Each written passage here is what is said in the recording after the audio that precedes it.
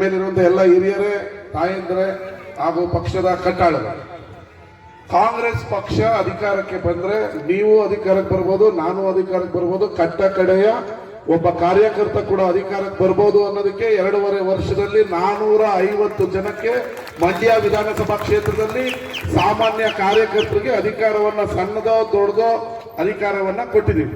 ಇದಕ್ಕೆ ಮುಂಚೆ ಅಲ್ಪಸಂಖ್ಯಾತರಿಗೆ ಅಧಿಕಾರ ಕೊಡಬೇಕು ಅಂತೇಳಿ ನಯೀಮ್ ಅವ್ರನ್ನ 1.25 ವರ್ಷ ಅಧ್ಯಕ್ಷನಾಗಿ ಮೂಡದಲ್ಲಿ ಮಾಡಿದ್ರು. 5 ವರ್ಷ ಅಧ್ಯಕ್ಷರು ಮಾಡಿದ್ರು, 1 ವರ್ಷ ಮಾಡಿದ್ರು, 2 ವರ್ಷ ಮಾಡಿದ್ರು. ಅದು ಮುಖ್ಯ ಅಲ್ಲ, ಆದ್ರೆ ಅಧಿಕಾರದಲ್ಲಿ ಇದ್ದಾಗ ನಾನು ಏನು ಮಾಡ್ತೀನಿ ಅನ್ನೋದು ಮಾತ್ರ ಮುಖ್ಯ ಆಗ್ತದೆ. ನಯೀಮ್ ಏನು ಯಾವುದೇ ರಾಜಕೀಯ ಹಿನ್ನೆಲೆ ಇರಲಿಲ್ಲ, ಅವರ ಅಪ್ಪ ಏನು MLA ಆಗಿರ್ಲಿಲ್ಲ, ಇಲ್ಲ ನಗರಸಭೆ ಆಗಿರಲಿಲ್ಲ. ಒಬ್ಬ ಸಾಮಾನ್ಯ ಕಾರ್ಯಕರ್ತನ ನಾವು ಅದರಲ್ಲೂ ಸಣ್ಣ ವಯಸ್ಸು 35 ವಯಸ್ಸಿಗೆ ನಯೀಮನ್ನ ಅಧ್ಯಕ್ಷನಾಗಿ ಮಾಡಿದ್ರು.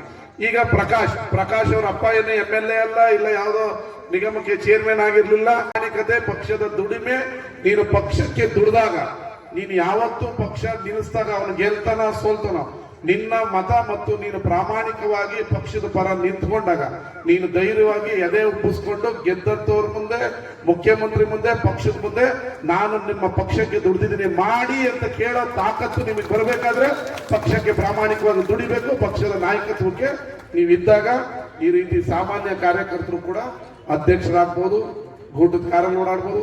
ಅದಕ್ಕೆ ವಿಜಯಲಕ್ಷ್ಮಿ ನಮ್ಮ ರಘುನಂದನ್ ಅವರು ನಿಮ್ಮ ಕಣ್ಮುಂದೆ ಇದ್ದಾರೆ. ಅವರು ರಾಜ್ಯ ಮಟ್ಟದ ಸಣ್ಣ ಕೈಗಾರಿಕಾ ನಿಗಮದ ಉಪಾಧ್ಯಕ್ಷ, ಆ ಸ್ಥಾನದಲ್ಲಿ ಬಹಳ ದೊಡ್ಡವರೆಲ್ಲ ಉಪಾಧ್ಯಕ್ಷರಿದ್ದು.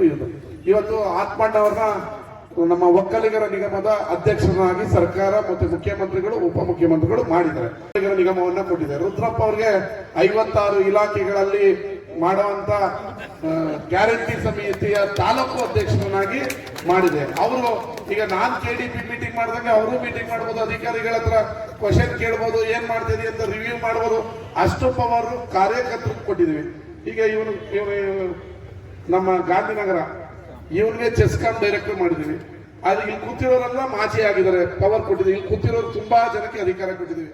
ನಾನು ಅಧಿಕಾರಕ್ಕೆ ಬಂದಾಗ, ನಾನು ರಾಜಕಾರಣಕ್ಕೆ ಬಂದಾಗಲಿಲ್ಲ, ಒಬ್ಬೊಬ್ಬರನ್ನ ಅಧಿಕಾರ ಕೊಡ್ತಿದ್ದೆ, ಆದ್ರೆ ಯಾರಿಗೂ ಗೊತ್ತಾಗ್ತದೆ. ನೋಡಿ, ಅಲ್ಲೊಬ್ಬ ಕೂತವನೆ ಚೇತನ್ ಅಂತ, ಅವನ ಗಾಂಧಿನಗರದಲ್ಲಿ ಧರ್ಮಸಿಂಗ್ ಅಧಿಕಾರದಲ್ಲಿ ಇದ್ದಾಗ ಕ್ರೀಡಾ ಪ್ರಾಧಿಕಾರದ ಡೈರೆಕ್ಟರ್ ಮಾಡಿದೆ. ಏನಪ್ಪಾ ಮಾಡಿರ್ಲಿಲ್ವಾ, ಕೈ ಮುಗಿಯದ್ದೆ, ಅವನ ಕ್ರೀಡಾ ಪ್ರಾಧಿಕಾರದ ಅಧಿಕಾರಕ್ಕೆ ಮಾಡಿದ್ದೆ.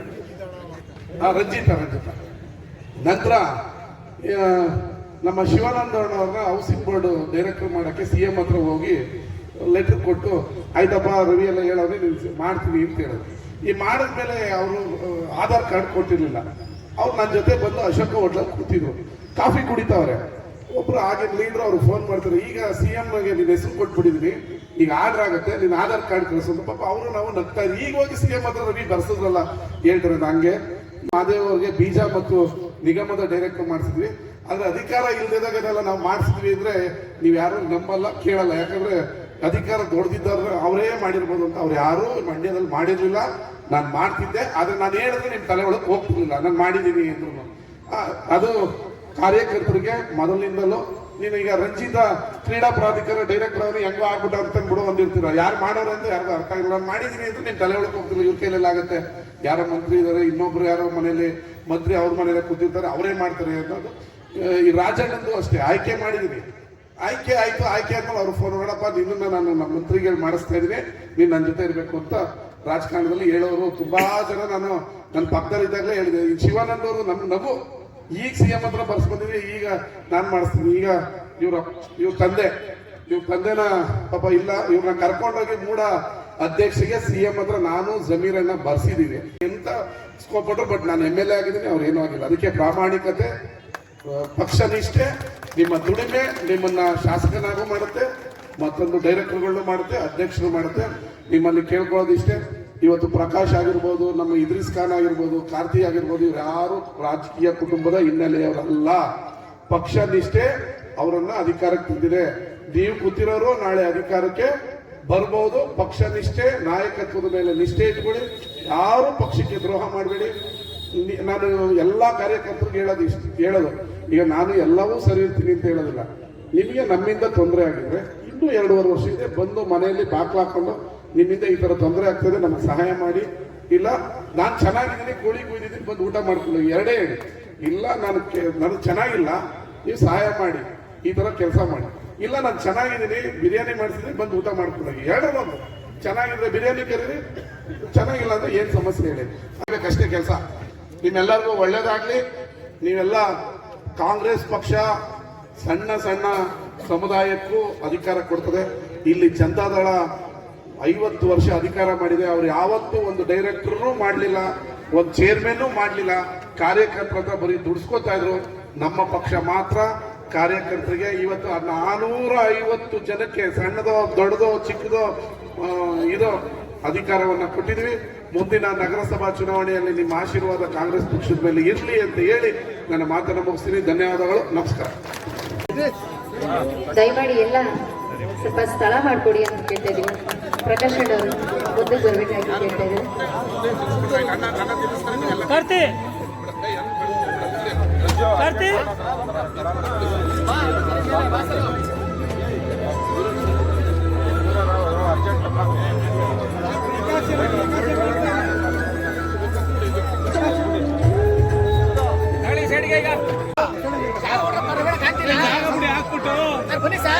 ವೇದಿಕೆ ಪರವಾಗಿ ಮಂಡ್ಯ ನಗರಾಭಿವೃದ್ಧಿ ಪ್ರಾಧಿಕಾರದ ಅಧ್ಯಕ್ಷರ ಪರವಾಗಿ ಶ್ರೀಯುತ ಜನಪ್ರಿಯ ಶಾಸಕ ರವಿಕುಮಾರ್ ಗಡಿಗ ಅವರನ್ನ ವೇದಿಕೆ ಪರವಾಗಿ ಅವ್ರನ್ನ ಸನ್ಮಾನಿಸಿದರೆ ತಮ್ಮೆಲ್ಲರ ಪ್ರೀತಿಯ ಚಪ್ಪಾಳೆಯೊಂದಿಗೆ ಅವ್ರನ್ನ ಸ್ವಾಗತಿಸೋಣ ಅಂತ ಕೇಳ್ಕೊಳ್ತಾ ಇದೀವಿ.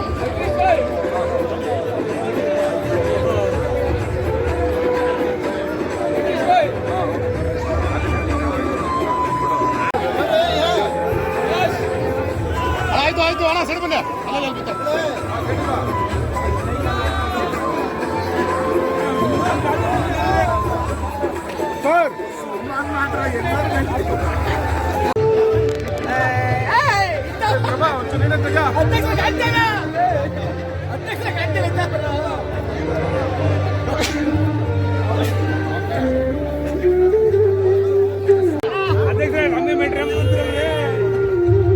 ಸರ್ ಸಲ್ಲಿಸಿದಂತವರು ವೇದಿಕೆಯ ಕೆಳಭಾಗಕ್ಕೆ ಬರಬೇಕಾಗಿ ಕೇಳ್ಕೊಳ್ತಾ ಇದ್ದೀವಿ. ಅಭಿನಂದನೆ ಸಲ್ಲಿಸಿದಂತ ಎಲ್ಲ ಯುವಕರು